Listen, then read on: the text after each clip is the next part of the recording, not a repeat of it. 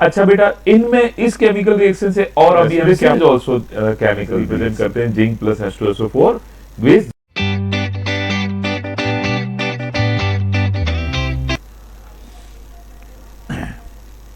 Welcome to MD Kinetics. प्यारे बच्चों, आज हम लोग केमिस्ट्री के फर्स्ट चैप्टर केमिकल रिएक्शन और इक्वेशन के बारे में पढ़ेंगे। केमिकल रिएक्शंस को स्टार्ट करने से पहले हम ये जानेंगे कि केमिकल रिएक्शंस क्या होती है। केमिकल रिएक्शंस में हमेशा एक तरीके से केमिकल चेंज होता है, जिसमें कि एक नया प्रोडक्ट बनता है जो कि अपने मदर प्रोडक्ट से बिल्कुल डिफरेंट होता है। यानी कि chemical reaction are the process in which new substances with the new properties are formed.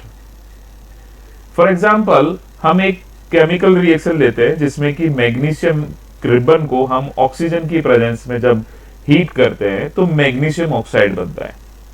अब आप बच्चों ये जानते होंगे कि मैग्नीशियम की एक अलग प्रॉपर्टी है और ऑक्सीजन की एक अलग प्रॉपर्टी है। अब जैसे ही मैग्नीशियम ऑक्साइड बनता है तो वो एक डिफरेंट प्रॉपर्टीज का होता है। सेम इसी रिएक्शंस के बारे में थोड़ा सा भी और हम देखें तो ये भी मालूम करेंगे कि आपने देखा होगा कि मैग्नीशियम जो एलिमेंट है या जो एटम है वो चेंज नहीं हो रहा है, मतलब कोई भी दूसरे एलिमेंट में चेंज नहीं हो रहा, मैग्नीशियम का मैग्नीशियम ही रह रहा है। यानी कि मैग्नीशियम और ऑक्सीजन के बीच में ओनली बॉन्ड फॉर्मेशन हुआ है, बट मैग्नीशियम ऑक्सीजन दोनों ही उसी फॉर्म में है, तो किसी और फॉर्म में चेंज नहीं होते। इसलिए केमिकल रिएक्शंस में atoms of one element do not change into the those of another element, right. किसी और एलिमेंट में चेंज नहीं होते हैं, बट इनका रीअरेंजमेंट होता है। Only the rearrangement of the atom take places in the chemical reaction. अच्छा बेटा, इनमें इस केमिकल रिएक्शन से और अभी हम क्या फाइंड आउट कर सकते हैं। आप ये देखे होंगे कि मैग्नीशियम और ऑक्सीजन एरो के लेफ्ट हैंड साइड में है और एरो के राइट हैंड साइड में मैग्नीशियम ऑक्साइड बना, यानी कि इसमें एक तो रिएक्टेंट है और दूसरा प्रोडक्ट है। अब आप ये पूछेंगे कि सर रिएक्टेंट क्या होता है। यस, रिएक्टेंट वो सबस्टेंस होते हैं जो कि केमिकल रिएक्शन में भाग लेते हैं, पार्टिसिपेशन करते हैं।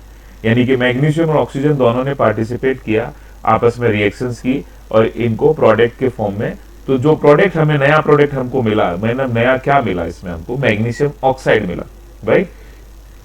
ये प्रोडक्ट हो गया। अब केमिकल रिएक्शंस को हम डेली लाइफ में कैसे प्रोड्यूस करते हैं।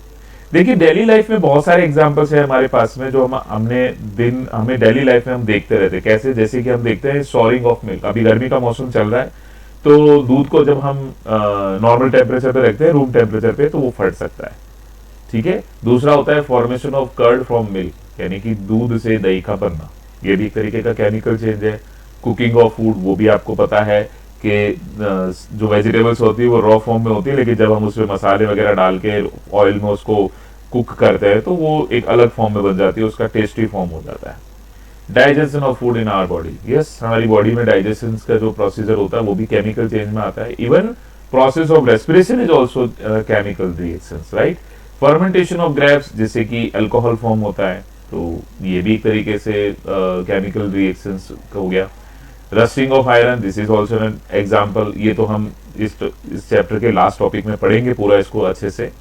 Then burning of fuels and burning of candle wax, ये आपने अपनी पिछली क्लासेस में देखा होगा कि कैंडल वैक्स को भी हम एक केमिकल चेंज में लेते हैं, तो केमिकल रिएक्शंस यहाँ पर भी होती है। एंड रिपनिंग ऑफ फ्रूट्स, यहाँ पर भी एक तरीके की केमिकल रिएक्शंस होती है। तो these all are the examples of daily life, in our daily life chemical reactions. Now the characteristic of chemical reactions, क्या कैरेक्टरिस्टिक्स होती है, कैसे पता पड़ता है कि यहाँ पे केमिकल रिएक्शंस हुई है। अगर किसी भी केमिकल रिएक्शन में गैस का फॉर्मेशन हो रहा है तो वो एक केमिकल रिएक्शन है। अगर किसी केमिकल रिएक्शन में प्रेसिपिटेशन का फॉर्मेशन हो रहा है तो वो भी एक केमिकल रिएक्शन है। अगर किसी केमिकल रिएक्शन में कलर चेंज हो रहे हैं प्रोडक्ट के तो वो भी केमिकल रिएक्शन है। टेम्परेचर में भी चेंज होता है तो वो भी है, और एक स्टेट में चेंज होना है। अब इन सारे पॉइंट्स को हम एक बार थोड़ा सा डिटेल में देखते हैं। फर्स्ट देखते हैं हम फॉर्मेशन ऑफ गैस। देखिए, हम एक एक्टिविटी करते हैं, एक बीकर हम लेते हैं, उस बीकर के अंदर हम कुछ जिंक के ग्रेन्यूल्स डाल देते हैं, ठीक है। अब इन ग्रेन्यूल्स के ऊपर जब हम डाइल्यूट सल्फ्यूरिक एसिड डालते हैं, यहाँ पे हमने डाइल्यूट सल्फ्यूरिक एसिड डाला, तो कुछ गैस इवॉल्व हुई, गैस निकलने लगी। ये गैस थी हाइड्रोजन गैस। तो यहां पर ये रिएक्शंस फॉर्मेशन हुई। तो इस रिएक्शन को हम ऐसे रिप्रेजेंट करते हैं, zinc plus H2SO4 with zinc sulphate plus hydrogen gas. तो ये जो एरो हमने अब किया है, ये गैस का फॉर्मेशन को दिखाता है। ठीक है, ये रिप्रेजेंट गैस के फॉर्मेशन को करता है। अगर आपकी किसी भी रिएक्शंस में आपको इस तरीके का एरो दिखे, तो इसको मतलब समझ जाइए कि वहां पे कुछ गैस इवॉल्व हो रही है। जैसे कि अगर कार्बन डाइऑक्साइड के आगे ऐसा दिखता है, तो कार्बन डाइऑक्साइड इवॉल्व हो रही है। O2 के आगे दिख रहा है तो O2 इवॉल्व हो रही है। N2 के आगे दिख रहा था, N2 इवॉल्व हो रही है, नाइट्रोजन वगैरह। देन सेकेंड पॉइंट जो है वो है फॉर्मेशन ऑफ प्रेसिपिटेट। प्रेसिपिटेट क्या होता है? देखो, प्रेसिपिटेट एक सॉलिड प्रोडक्ट होता है, प्रोडक्ट की में ही बनेगा वो, और वो प्रोडक्ट भी सॉलिड होगा, लेकिन वो इनसॉल्युबल होगा वाटर के अंदर और सेपरेट आउट होगा पूरे मिक्सचर से। ठीक है, आप लोगों ने लैब्स के अंदर देखा होगा कि लेड नाइट्रेट के अंदर जब हम पोटेशियम आयोडाइड को मिक्स करते हैं, तो लेड आयोडाइड का एक येलो पीपीटी फॉर्म होता है। ठीक है, और साथ में एक लिक्विड फॉर्म बनता है पोटेशियम नाइट्रेट का। तो लेड आयोडाइड जो होता है, यानी कि जिसका येलो पीपीटी बना है, वो उस लिक्विड के ऊपर की तरफ तैरता रहता है। ठीक है, ये एक सॉलिड सब्सटेंस होता है जिसको अगर हम फिल्टर पेपर से फिल्टर आउट करेंगे तो वो अलग हो जाएगा और नीचे से हमको एक क्लियर सॉल्यूशन मिलेगा जो कि पोटेशियम नाइट्रेट का होगा। ऐसा ही एक और रिएक्शन होती है बेरियम क्लोराइड की, अगर हम H2SO4 के साथ में करवा दें, यानी कि बेरियम क्लोराइड के अंदर हम H2SO4 मिक्स कर दें, तो बेरियम सल्फेट का हमको व्हाइट पीपीटी फॉर्म होगा। ठीक है, इस तरीके से बनता है। तो पीपीटी का मतलब यही हुआ कि कुछ भी सॉलिड सब्सटेंसेस जो आपकी रिएक्शंस में बन रहे हैं रिएक्शंस के दौरान, तो उनको हम पीपीटी बोलते हैं। इसके अलावा हमारा होता है चेंज इन कलर। अब चेंज इन कलर में हमारे पास में बहुत सारे एग्जांपल्स मिलते हैं, लेकिन हम एक कुछ एग्जांपल्स में आपके साथ में शेयर कर रहा हूं कि अगर हम सिट्रिक एसिड को पर्पल कलर पोटेशियम परमैंगनेट के साथ में रिएक्शन करवाएं, तो ये क्या करेगा, चेंज कर देगा पर्पल कलर को कलरलेस में। ठीक है, सिट्रिक एसिड पोटेशियम परमैंगनेट के जो पर्पल कलर होता है उसको चेंज कर देता है, तो यहाँ पे कलर चेंज हो रहा है। तो कुछ रिएक्शंस बन रही है, कुछ रिएक्शन हो रही है। एक एग्जांपल और है कि अगर हम एसिडिफाइड पोटेशियम डाइक्रोमेट जो है, इसमें एक एसिडिफाइड पोटेशियम डाइक्रोमेट है, इसके साथ में अगर हम सल्फर डाइऑक्साइड को मिक्स कर दें, तो ये इस रेड कलर के जो ऑरेंज कलर का जो पोटेशियम डाइक्रोमेट है, ये कलर चेंज करके ग्रीन कलर में कर देता है। यहाँ पे मैं दिखा रहा हूं, बेसिकली ये ऑरेंज कलर होता है यहाँ पे। नाउ दूसरा हमारे पास में होता है चेंज इन टेम्परेचर। अब इस चेंज इन टेम्परेचर में आप देखेंगे कि दो तरीके की चीजें होती है। एक तो टेम्परेचर बढ़ सकता है, मतलब मिक्सचर जो हमारा है, जैसे मान लो हमने कोई बीकर लिया, उसके अंदर हमने 2-3 रिएक्टेंट्स को मिक्स किया, तो वो रिएक्शन मिक्सचर बन गया। अब रिएक्शन मिक्सचर बना तो उनके अंदर अगर टेम्परेचर में कोई चेंज आ रहा है, टेम्परेचर क्या होगा, अगर बढ़ जाता है तो बीकर चारों तरफ से गर्म दिखेगा हमको। ठीक है, और वो रिएक्शंस गर्म मतलब उसमें टेम्परेचर बढ़ने लगेगा। तो ऐसी रिएक्शंस को हम क्या बोलते हैं बेटा, एक्सोथर्मिक रिएक्शंस। एक्सोथर्मिक रिएक्शंस को हम थोड़ा सा और इजी समझने, इजी लैंग्वेज में तो देखेंगे, तो हीट प्रोड्यूसिंग रिएक्शंस को भी हम एक्सोथर्मिक रिएक्शंस कहते हैं। दूसरी सिचुएशन क्या हो सकती है कि रिएक्शन मिक्सचर का टेम्परेचर फॉल हो जाए, यानी कि डिक्रीज हो जाए यानी कि कूल हो जाए, तो ऐसी रिएक्शंस होती है एंडोथर्मिक रिएक्शंस। तो ऐसी रिएक्शंस को हम बोलते हैं हीट एब्जॉर्बिंग रिएक्शंस, राइट। ये है दिस। अब इसके बाद में जो लास्ट टॉपिक है हमारा वो है चेंज इन स्टेट। अब चेंज इन स्टेट में क्या होता है, आपने कभी कभी रिएक्शन जब आप पढ़ते हैं या रिएक्शन जब आप देखते हैं, जब रिप्रेजेंट किया हुआ होता है, तो किसी जैसे फॉर्मूला NaCl, तो NaCl के नीचे S फॉर्म में छोटा सा S लिखा हुआ होता है, हाइड्रोक्लोरिक के नीचे L लिखा हुआ होता है, और किसी हाइड्रोक्लोरिक के नीचे AQ लिखा हुआ होता है, किसी हाइड्रोजन के गैस के लिए लिखा हुआ G लिखा हुआ होता है। ये सब की सब स्टेट्स के स्टेट को दिखाती है। जैसे कि S का मतलब है सॉलिड स्टेट, L का मतलब है लिक्विड स्टेट, G का मतलब है गैस स्टेट, बट AQ का मतलब होता है एक्वस स्टेट। अब आपके लिए थोड़ा सा वर्ड नया होगा, क्योंकि एक्वस का स्टेट का मतलब होता है मिक्स विद वाटर। कोई भी सॉल्यूशन अगर आप वाटर के साथ में मिक्स करके बना रहे हैं तो वो एक्वस स्टेट कहलाती है उसकी। ठीक है, एंड अब इसके बाद में हम देखते हैं balancing of a chemical reactions. तो इक्वेशंस को फॉर्म में हम हमेशा केमिकल रिएक्शंस को रिप्रेजेंट करते हैं। ठीक है ना। इस साल का हमारा जो 10th बोर्ड का जो रिजल्ट पेपर आया था, तो उसमें भी हमसे ये पूछा था कि why we need the balancing of a chemical reaction. Yes, ये जो चीज थी इसका आंसर बेसिकली बिलोंग करता है कंजर्वेशन ऑफ मास से, और जो कि आपने अपनी लास्ट 9th क्लास में इसको पढ़ा था। तो कंजर्वेशन ऑफ मास क्या बोलता है? According to the law of conservation of mass, no atoms can be created और destroyed in a chemical reaction. Yes, so the number of atoms from each element in a reactant side has to be balanced the number of atom are that are present in the product side. Yes, क्योंकि कभी भी किसी भी chemical reaction में कोई भी atom destroy होता नहीं है और नहीं कोई क्रिएट होता है। तो जब डिस्ट्रॉय भी नहीं हो रहा है, क्रिएट भी नहीं हो रहा है, इसका मतलब वो तो सेम फॉर्म में ही रहेगा।